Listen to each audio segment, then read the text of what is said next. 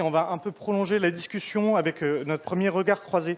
Et j'ai le plaisir d'accueillir pour ce faire Brigitte Grésy, qui est ancienne présidente du Haut Commissariat à l'égalité entre les hommes et les femmes, qui, avec son invité Anne-Laure Thomas, vont revenir sur cette question du sexisme en entreprise.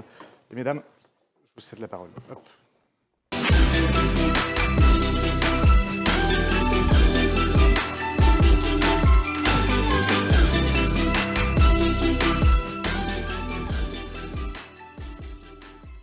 Bonjour à toutes et à tous. Avec Brigitte, on est ravis d'être là. Donc effectivement, Anne-Laure Thomas, moi je suis directrice diversité, équité et inclusion pour le groupe L'Oréal et je suis également là en tant que coprésidente de l'AFMD, l'Association française des managers des diversités. Jeudi dernier, on a eu des résultats d'un baromètre sur le sexisme au travail. Un baromètre avec plus de 90 000 répondants. On va vous en donner les résultats, une partie en tous les cas des résultats aujourd'hui avec Brigitte. Mais avant, je vais vous expliquer un petit peu le cadre dans lequel s'est déroulé ce baromètre et pourquoi on l'a fait. Il y a 4 ans, avec deux de mes homologues, avec Anne-Sophie Béraud qui travaille pour le groupe Accor et Morgane Riquel qui travaille pour le groupe EY, on voulait absolument travailler sur le sexisme dit ordinaire. Vous savez, celui qu'on va retrouver sous forme de blagues, sous forme de phrases sur les comportements managériaux. Elle est trop dure, elle est trop ceci. Sur les phrases qui sont systématiquement coupées pour les femmes en réunion. Ou encore les phrases qui sont reformulées parce que peut-être que des fois on comprend moins ce que disent les femmes que ce que disent les hommes. Voilà, ce sujet-là. On voulait travailler et surtout on voulait l'éradiquer. Alors avec Anne-Sophie, avec Morgane, on voulait surtout pas travailler seule. On a appelé Brigitte Grésy en tant qu'experte à nos côtés pour travailler et puis on a ouvert nos travaux à d'autres entreprises. Après 2 groupes de travail avec plus de 150 personnes, un acte d'engagement, et j'insiste sur l'acte d'engagement, début décembre 2018, on signait pour 30 entreprises, les 30 premières, le début d'une grande aventure. En signant cet acte d'engagement, le ou la CEO s'engage pour toute son entreprise, pour toute la structure, son organisation, son ministère, son association, à mettre en place à minima une action parmi les 8 dans l'année. Sur ces actions de l'acte d'engagement, il y a tout d'abord afficher une tolérance zéro. Il y a tous les sujets de sensibilisation, de communication sur ce qu'est le sexisme. Il y a également, bien sûr, la formation. L'importance également du rôle de témoin, tout ce qui va concerner également les sanctions et la mesure sur laquelle on va revenir. Parce que si on ne mesure pas, si on n'a pas de chiffres, on ne peut pas progresser. Et ça, c'était essentiel. Alors juste pour revenir à ces entreprises, à ces administrations, à ces écoles aussi, parce qu'on le sait toutes et tous, le sexisme ne commence pas aux portes de l'entreprise, mais bien avant. Donc on a décidé d'ouvrir ce collectif aux écoles, aux universités, à toutes les structures post-bac qui souhaitaient venir nous retrouver. Il y a un point essentiel, un état d'esprit essentiel dans le collectif Stop au sexisme, c'est de travailler ensemble. Et ce travail, on le fait en se retrouvant tous les 3 mois. Il y a une cérémonie annuelle pour nous retrouver et tous les 3 mois, et vous comprenez bien si je vous dis ça, c'est pas anodin, c'est que si après vous avez envie de venir nous retrouver et travailler avec nous, vous êtes évidemment les bienvenus. Tous les 3 mois, on se partage nos travaux. Ça veut dire quoi, se partager les travaux? Ça veut dire que l'entreprise ou l'organisation qui va avoir fait un guide pour expliquer ce qu'est le sexisme dit ordinaire le partagera aux autres parce que plutôt que tout reprendre, autant s'inspirer de ce que font les autres. On a fait tout un SharePoint où on met tous nos dossiers pour se les partager. Quand on travaille sur de l'information, sur de la communication aussi, on va plus vite tous ensemble. Je vous ai dit, on était 30 entreprises, mais ça, c'était il y a 4 ans. Aujourd'hui, on est presque 200 organisations, entreprises, structures, écoles, à travailler tous ensemble. Et on sait que le 25 janvier prochain, la journée de lutte contre le sexisme, nous serons un peu plus de 250. C'est vraiment important parce qu'aujourd'hui, ces 200 entreprises, organisations, ça représente 3,5 millions de salariés, d'usagers, d'étudiants et d'étudiantes à nos côtés. Ce sont plus de 300 actions concrètes qui sont mises en place tous les ans. Parce que oui, je vous l'ai dit, quand on signe un acte d'engagement, il y a le mot engagement et donc tous les ans, il faut dire également ce qu'on a fait et montrer qu'on a tenu ces engagements. Sur les premières entreprises, je vous ai dit une entreprise par an, donc dans les 8 ans, on devait être dans les clous. En fait, sur les 30 premières entreprises, toutes ont mis en place les 8 engagements. et ça c'était important, et ce qui montre bien quand on est tous ensemble, on va plus vite. Alors par contre, il manquait la mesure. La mesure, on l'a commencé il y a 2 ans, avec le premier baromètre de Stop au sexisme, et nous étions contents déjà parce que nous avions 65 000 répondants.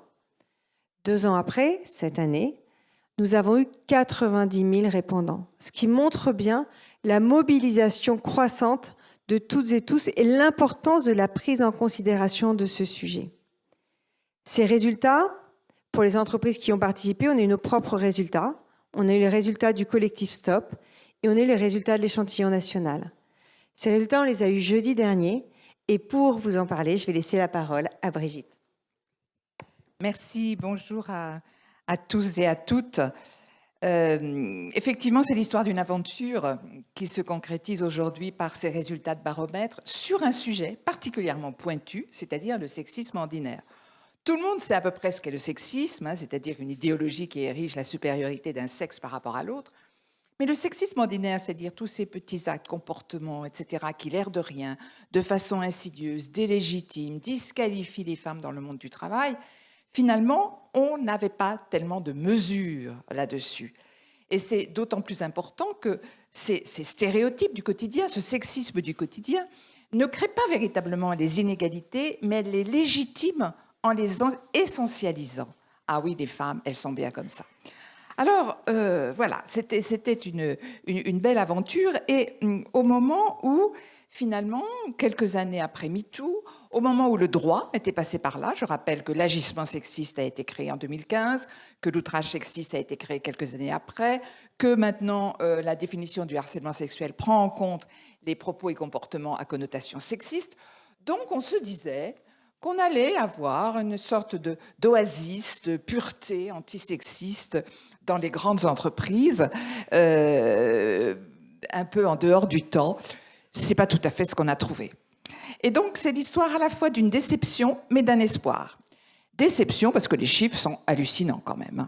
On a à peu près 8 sur 10 des femmes qui considèrent que les attitudes et décisions sexistes sont régulières au travail, 9 sur 10 qui disent qu'elles ont subi des inégalités au travail, et 9,3 sur 10 qui ont dit que cela avait impacté leur sentiment de compétence personnelle, c'est-à-dire que ça avait brisé leur confiance en elles.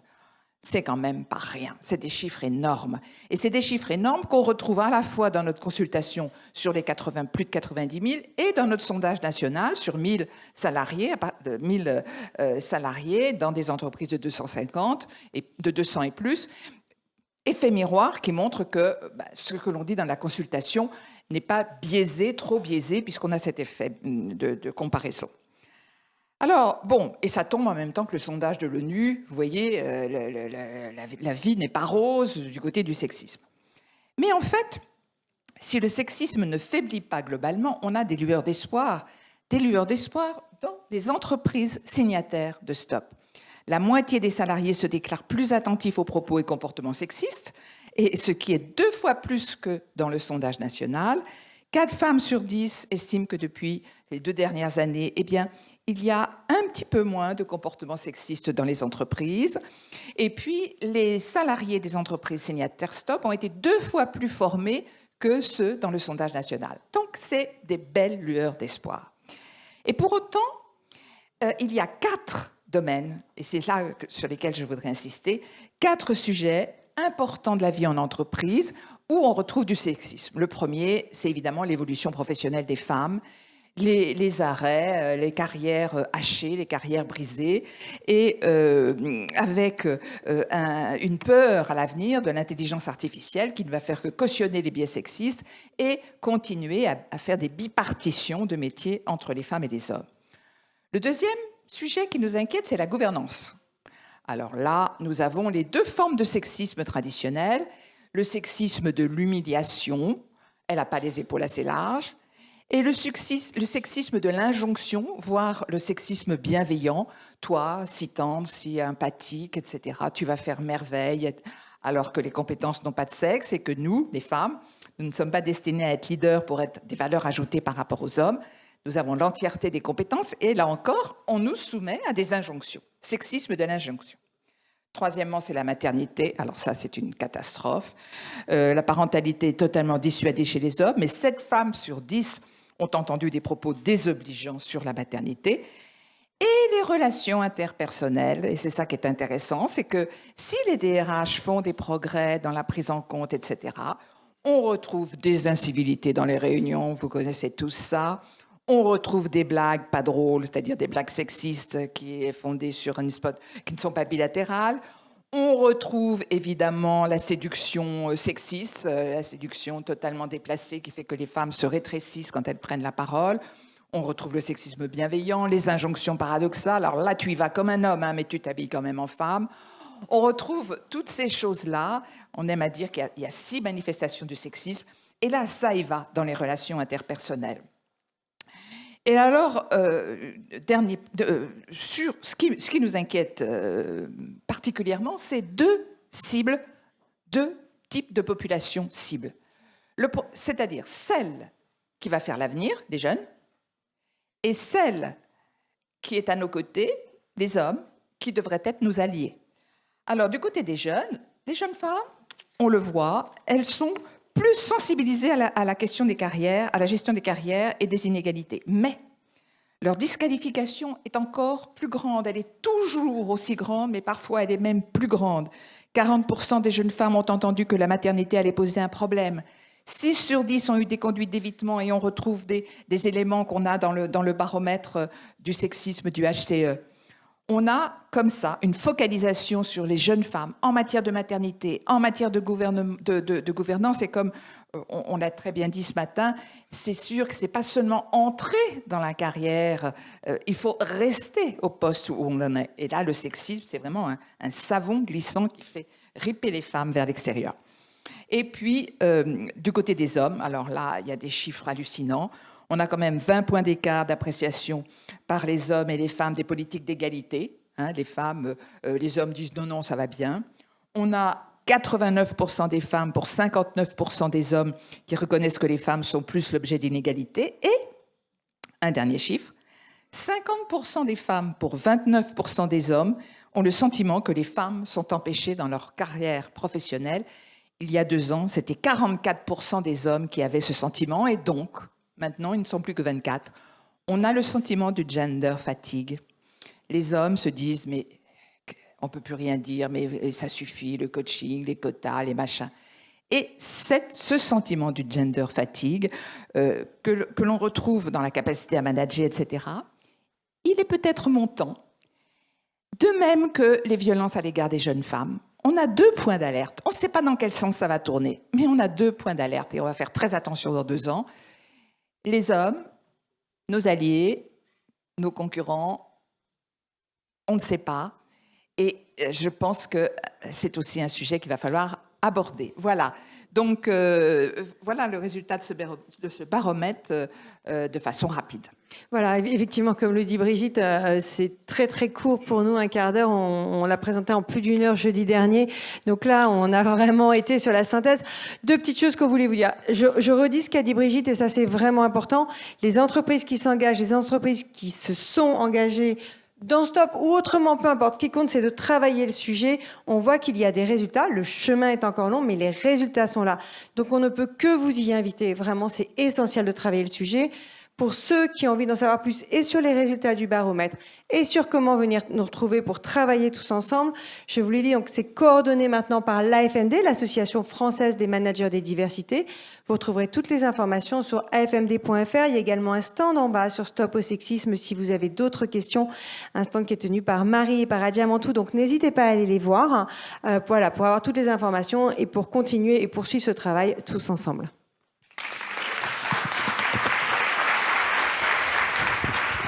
Merci beaucoup. Merci.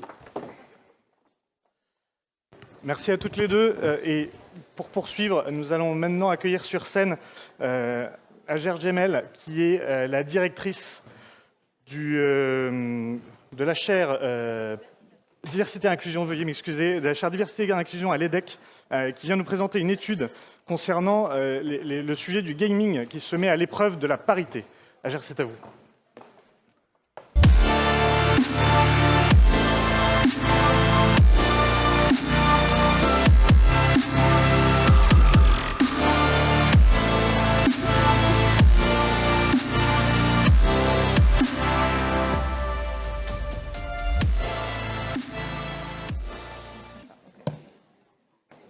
Bonjour à toutes et à tous. Je suis ravie de présenter en avant-première cette étude que nous avons menée avec des collègues de l'EDEC sur les jeux vidéo et surtout à quel point ces jeux sont paritaires. On peut aussi poser la question à quel point ces jeux sont sexistes, à quel point ces jeux déforment l'image des femmes, mais des hommes aussi. Alors pourquoi s'intéresser aux jeux vidéo rapidement ? Parce que les jeux vidéo, c'est vraiment parmi aujourd'hui les médias les plus influents. Et nous avons, l'année dernière, nous nous sommes posé la question avec une collègue qui est gameuse, mais qui est aussi directrice d'un master et professeure de marketing, à quel point les jeux représentent de manière égale les femmes et les hommes. Et on a regardé les jeux à scénario, on a fait un test, on a pris 2 scripts de jeux, on les a passés au crible et on s'est rendu compte, au moins sur ces 2 jeux-là, que ce n'était pas le cas. On a fait déjà un premier constat, une première petite publication scientifique et aussi sur The Conversation, mais après, ça nous a donné la puce à l'oreille. On s'est dit, on va étudier beaucoup plus de jeux et on a scrappé le script de 51 jeux qui sont des jeux vraiment ce qu'on appelle des best-sellers, qui sont beaucoup, beaucoup utilisés dans le monde. Ce qu'il faut savoir, c'est que les jeux vidéo ont été érigés comme un 10e art en 2006 par le ministère de la Culture. C'est certain, c'est un art, c'est magnifique et ça a une influence ultime. Aujourd'hui, ce produit culturel dépasse largement toutes les autres productions en termes d'audience, de chiffre d'affaires, de production, aussi bien le cinéma, la télévision, la musique.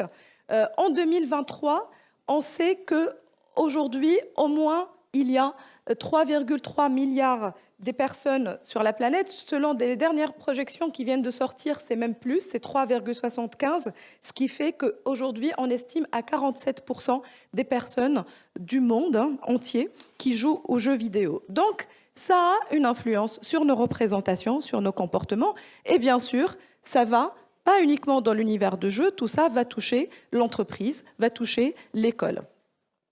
Et on a regardé aussi, est-ce que les femmes jouent autant que les hommes ? On a tendance à penser que non. La réponse est oui. Et on regarde selon les tranches d'âge, c'est la même chose. Ça, ce sont pas nos statistiques, ce sont des études Statista, ce qui montre que ce ne sont pas des jeux faits pour les hommes. Enfin, ce sont des jeux pour les femmes et les hommes, mais surtout, ce sont des jeux qui influencent la société. Et il n'est plus acceptable aujourd'hui d'avoir des jeux qui sont sexistes ou non paritaires. Alors, ce qu'on peut déjà observer, c'est que l'industrie du jeu vidéo met déjà surtout en valeur les joueurs. Alors qu'on vient de le voir, les joueuses jouent aussi autant presque que les joueurs. Les développeurs sont beaucoup plus nombreux que les développeuses. Ça peut nous donner une indication de pourquoi, justement, il y a un male gaze dans ces jeux vidéo, un regard masculin. Mais aussi, quand on regarde les personnages maintenant, et c'est ça l'intérêt de notre étude, c'est comment on perçoit les personnages, on voit que les personnages féminins sont regardés différents. Elles ont souvent des rôles passifs ou moins importants, moins inspirants. Donc la question qu'on s'est posée, c'est est-ce que vraiment les jeux vidéo sont sexistes ? Qu'est-ce qu'on a fait ? On a fait la même chose qu'on a testé l'année dernière sur 2 jeux. On a pris 51 jeux parmi les plus vendus, ce que je disais. On a regardé les scripts, on les a analysés un par un. On a téléchargé des scripts entre 91 et 2022 pour voir s'il y a une évolution positive. Et surtout, on a décidé de leur appliquer un test. Je ne sais pas si des personnes dans la salle ont déjà entendu parler du test de Bechdel, qui existe depuis les années 70 pour évaluer les œuvres cinématographiques, que ce soit des séries et des films essentiellement, avec 3 questions où on se dit est-ce qu'elles passent le test ou pas. Nous, avec les jeux vidéo, on a posé plus exactement 5 questions. La première, est-ce qu'il y a autant de personnages féminins que de personnages masculins qui parlent ? Parce qu'on peut les trouver, mais qui n'ont pas de rôle. Deuxièmement, est-ce qu'il y a autant de personnages féminins que de personnages masculins nommés? C'est-à-dire, ils ont une existence légitime, on les reconnaît. Ce ne sont pas justement des décors qui, de temps en temps, disent un mot. Troisième question, les personnages féminins et masculins ont-ils un temps de parole équivalent? Quatrième question, peut-on incarner autant de personnages féminins que masculins? Pour les gamers et les gameuses, vous savez que dans les jeux à scénario et ce qu'on appelle les role-playing games, on peut incarner un joueur ou une joueuse. Et donc, la question s'est posée. Cinquième question concerne les métiers et les statuts de ces personnages. Est-ce qu'ils sont attribués vraiment de manière équivalente entre les personnages féminins et les personnages masculins? Alors, je ne vais pas garder le suspense longtemps. Je vais commencer par donner des réponses question par question. Alors, le graphique parle de lui-même. Quand on regarde la répartition des personnages féminins et masculins, ça n'a rien à voir avec ce qui existe sur la planète, puisque, comme vous le savez toutes, ce n'est pas un scoop. Nous sommes, les femmes, nous composons 50% des personnes qui sont sur cette planète. Et dans les jeux vidéo, ce n'est pas le cas. Ça se réduit à 20%. Les personnages féminins fondent. Alors, on regarde aussi l'évolution. Alors, il y a une petite évolution, mais on ne peut pas dire que vraiment une évolution très énorme. Et donc, il y a énormément de choses à faire. Il y a donc la réponse pour le test, c'est non. Pour les 51 jeux, parce que là, ce que vous voyez, c'est une moyenne pour les 51 scripts, mais quand on passe au crible jeu par jeu, la réponse est non. Alors, il y a un best et un worst, on a tenu à les mettre, mais bon, c'est histoire d'eux. L'idée, c'est pas de stigmatiser des jeux. Mais voilà, celui où il y a le plus de personnages féminins, c'est celui qui se retrouve avec 48%. Et celui qui est le pire, c'est Assassin's Creed, où c'est 4% uniquement de personnages féminins. Donc là, on est vraiment dans une planète où les femmes disparaissent. Deuxième question. Est-ce qu'il y a autant de personnages féminins masculins nommés? La réponse est non. On est à 24% de personnages nommés. Les femmes sont invisibilisées, voilà, pour ainsi dire. Alors, il y a une chose positive, c'est que là, il y a 2 jeux qui passent le test. 2 sur 51. Donc, il y a quand même une légère croissance, un accroissement de la proportion des femmes nommées qui parlent dans le jeu, mais on n'est pas encore à une parité, loin s'en faut. Alors, nous avons un jeu qui tire quand même son épingle du jeu avec 55% des personnages féminins nommés, mais toujours un qui est très, très, très, très mauvais sur ce même test, c'est Assassin's Creed, avec 6% des femmes qui parlent, qui sont nommées. Alors, je continue parce qu'il faut qu'on fasse le plus rapidement possible.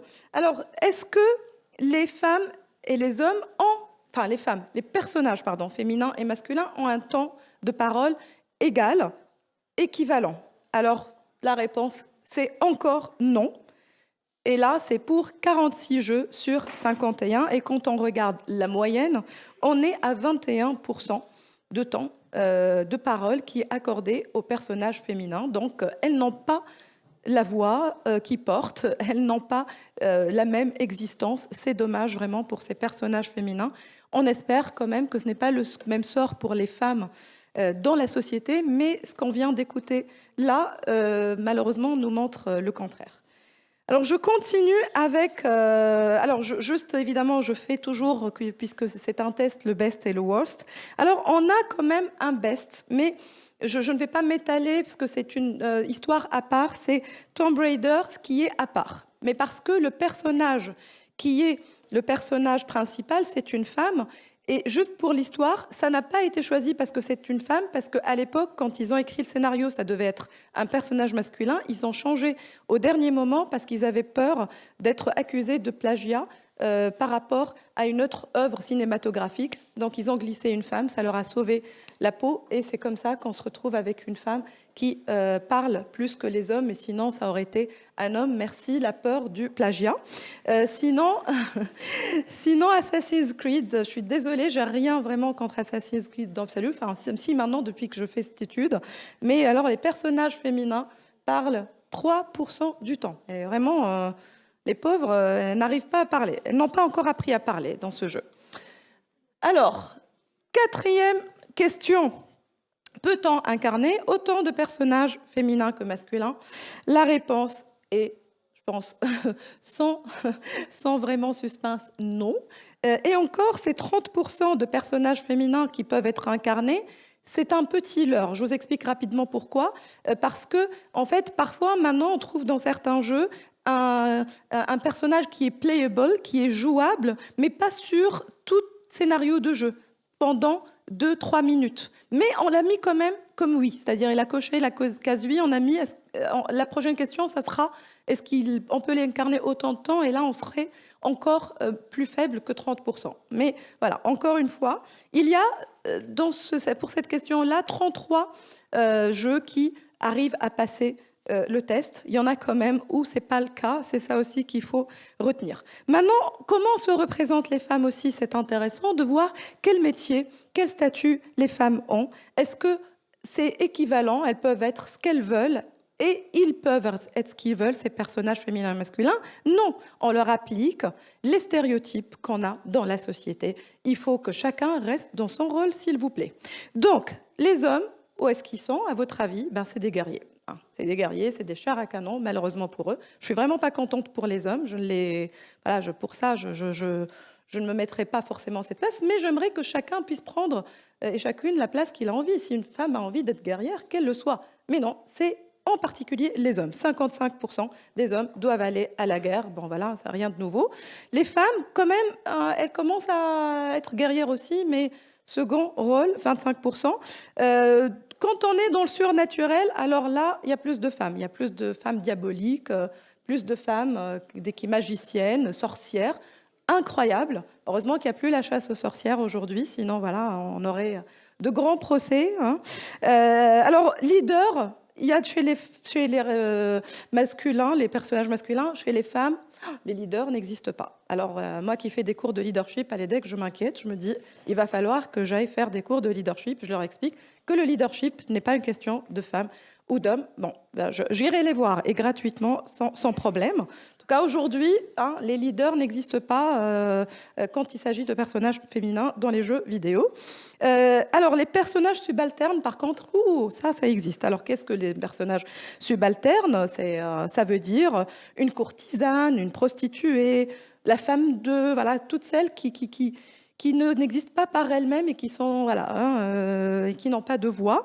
Ça existe énormément, 11%. L'aristocratie, bon, il y a des femmes, mais il faut bien qu'il y ait des femmes d'eux dans l'aristocratie. Et voilà, je continue pas jusqu'au bout, mais ce que je voulais vous montrer, c'est que les métiers, les statuts sont très stéréotypés. Et maintenant, quelques questions rapidement avant que je passe la main et le micro. Si on appliquait ces questions au monde professionnel, tic-tac, qu'est-ce que ça va donner? Les mêmes questions.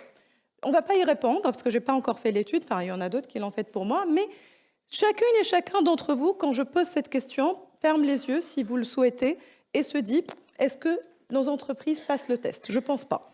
Mais allons-y. Y a-t-il autant de femmes et d'hommes qui s'expriment, ont de l'influence dans nos entreprises aujourd'hui? Moi, en tout cas, selon ce que j'observe, non. Y a-t-il autant de femmes et d'hommes qui sont reconnus, qui sont visibilisés, qui sont nommés, qui ont une voix dans une entreprise? Malheureusement, bien sûr, je ne suis pas en train de dire non partout, mais en majorité, non. Troisième question, est-ce que les femmes et les hommes ont un temps de parole équivalent pendant les réunions, pendant la vie des entreprises? Est-ce que leur voix pèse de manière minoritaire et marginale, je pense? Peut-on incarner tous les rôles? Est-ce qu'on trouve de manière équivalente des femmes à tous les niveaux des entreprises, dans tous les secteurs, réparties de manière égale? Souvent, on trouve 50% dans des entreprises, tous salariés, Par contre, plus on monte, plus ça se raréfie. Ça s'appelle le plafond de verre. 5e question, est-ce que les métiers et les statuts sont attribués de manière équivalente? Malheureusement, ce n'est pas encore le cas. Il y a encore des métiers très genrés et on le voit aujourd'hui, dès l'accès à l'école, dès l'accès aux études, c'est très genré. Malheureusement, ça continue avec la nouvelle réforme du bac qui n'a pas fait du bien aux femmes, où il y en a moins qui font des mathématiques et on revient de plus en plus à des choses très genrées. Donc, l'idée de cette étude, c'est juste qu'on ouvre les yeux, qu'on voit ce qui nous influence, cette culture qui nous met encore plus dans des stéréotypes et qui pèse sur nos comportements et nos représentations. Merci beaucoup de votre écoute. Merci. Merci beaucoup. Pour poursuivre les débats, moi qui étais fan du jeu Assassin's Creed, il va falloir que je trouve un autre jeu. Pour poursuivre les débats, nous avons le plaisir d'accueillir Éric Revel, qui est directeur de la publication de l'Hémicycle et qui est accompagné de Madame la députée Céline Calvez, députée de la 5e circonscription des Hauts-de-Seine et membre de la Commission des affaires culturelles et de l'éducation, pour parler budget et inclusion.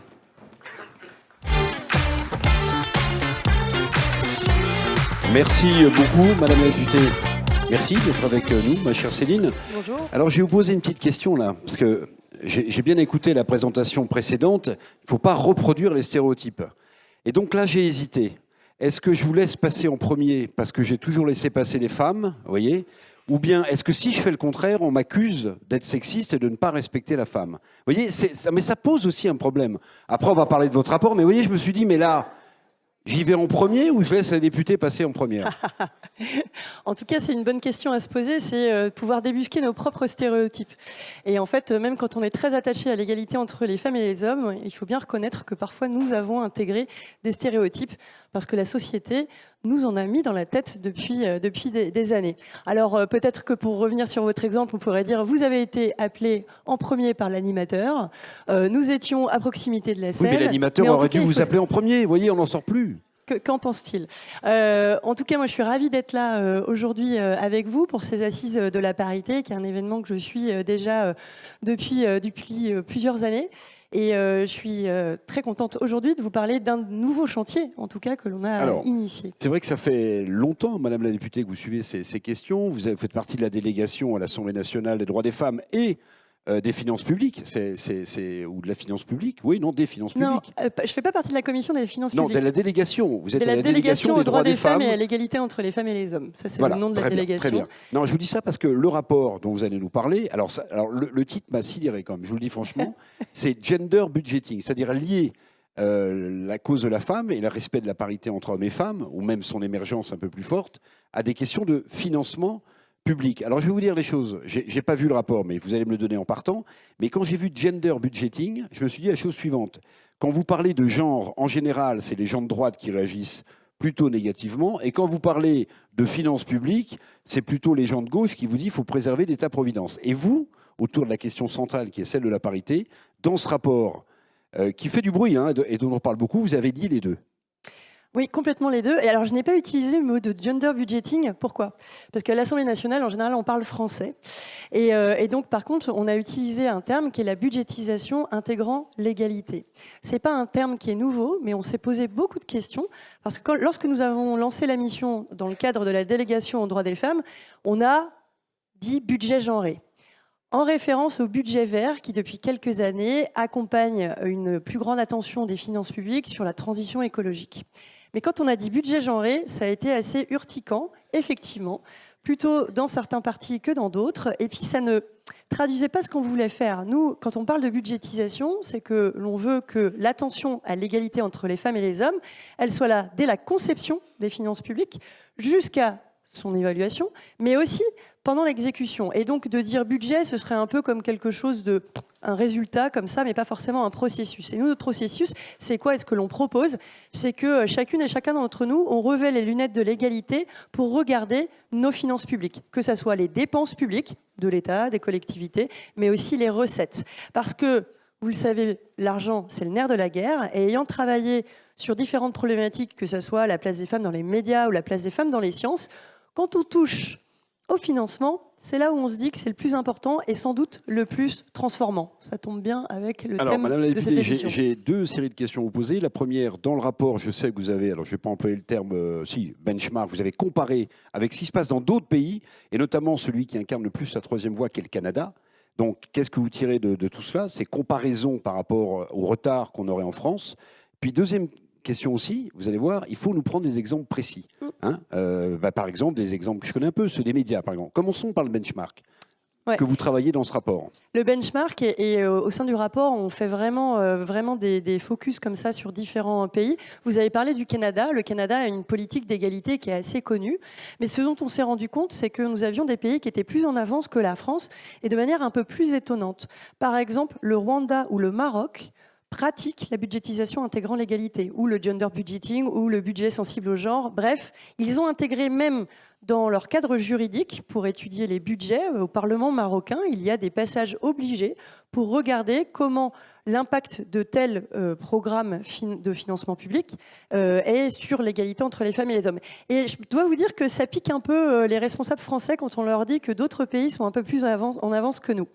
On a d'autant plus de responsabilités à avoir que nous-mêmes, il y a 2 ans de cela, quand on a fait une loi pour programmer l'aide publique au développement, on a assigné à l'aide publique que verserait la France aux pays en développement des objectifs d'égalité entre les femmes et les hommes. Et ça veut dire que nous, on ne pourrait pas le faire davantage. Donc on a aussi ce sentiment de responsabilité quand on regarde ce qui se passe à l'étranger. Et on a regardé également ce qui se passait déjà dans quelques communes, villes de France, qui le pratiquent. Alors, question juste dans ma première question. Ouais. Là, vous parlez des financements de l'AFD, de l'Agence française de développement, dont une des filiales importantes est la Proparco, et vous dites on est vigilant, on regarde. Mais pardonnez-moi, mais dans un certain nombre de pays africains, plus en avance que nous, les sociétés matriarcales sont plus importantes que le patriarcal dans lequel on baigne historiquement dans les pays occidentaux.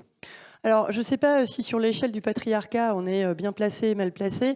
En tout cas, je pense que c'est pas. Ce serait un peu dur d'ailleurs de se dire que tout est figé. En fait, je pense qu'il y a eu des concours de circonstances. Quand on prend le Maroc, justement, ils ont des lois sur la famille qui sont très dures et pour le coup assez éloignées de l'égalité. Il y a eu des efforts de fait, mais il faut encore le faire. Ils ont quand même réussi parce qu'il y a eu des attentions, notamment de l'OCDE, qui a permis au Maroc de pouvoir être accompagné dans la mise en place dans ses budgets globaux et pas seulement sur l'accueil d'aide publique comme ça, de pouvoir le faire. Donc il n'y a rien d'écrit. Par contre, il y a un effort et quand on voit que dans différents pays, c'est possible, on se dit qu'en France, ça peut l'être. D'autant plus que depuis 2017, l'égalité entre les femmes et les hommes est la grande cause du quinquennat. Je ne vais pas revenir sur l'ensemble des mesures qui ont été faites. Il y a déjà eu des grandes choses dans les finances publiques qui ont été mis en place, notamment un document de politique transversale qui vous permet d'aller un petit peu plus loin que le simple programme 137 pour les connaisseurs et les connaisseuses qui est spécifiquement dédié à l'égalité entre les femmes et les hommes. Le document de politique transversale permet de regarder sur l'ensemble des financements publics ce qui peut contribuer à l'égalité. Mais ce modèle n'est pas complètement parfait. Et c'est là où on fait des préconisations pour qu'on puisse justement chausser ces lunettes de l'égalité depuis le début jusqu'à la fin. Alors, quelles sont les principales recommandations à la lumière de ce qui se passe ailleurs? Comment on peut faire progresser la cause qui vous est chère depuis bien avant les assises?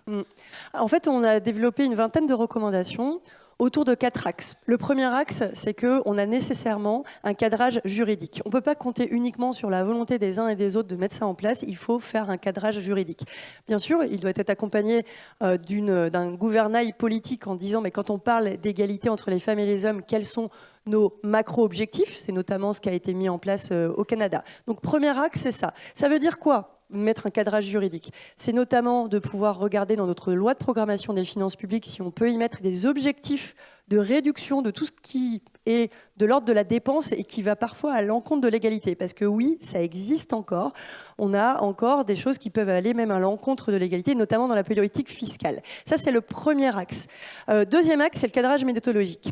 Il y a quelques années, il y avait eu une première expérimentation de cette budgétisation intégrant l'égalité en 2019, mais c'était un peu sur volontariat, c'était sans cadrage méthodologique, et donc en fait, un peu trop proche de la crise Covid, on a un peu oublié cette expérimentation. Là, l'idée, c'est de le faire avec beaucoup plus de cadrage méthodologique. Donc, ça va aussi bien sur la formation des agents publics qui peuvent être de l'État ou des collectivités locales, mais ça veut dire aussi regarder tout ce qui est de l'ordre de la tricatégorisation. Ça, l'OCDE en a fait beaucoup de formations là-dessus. On peut s'appuyer là-dessus pour irriguer cette culture de l'égalité quand on regarde les finances publiques. Ça, c'est le deuxième axe, c'est le cadrage méthodologique. Le troisième axe, c'est presque un préalable en fait.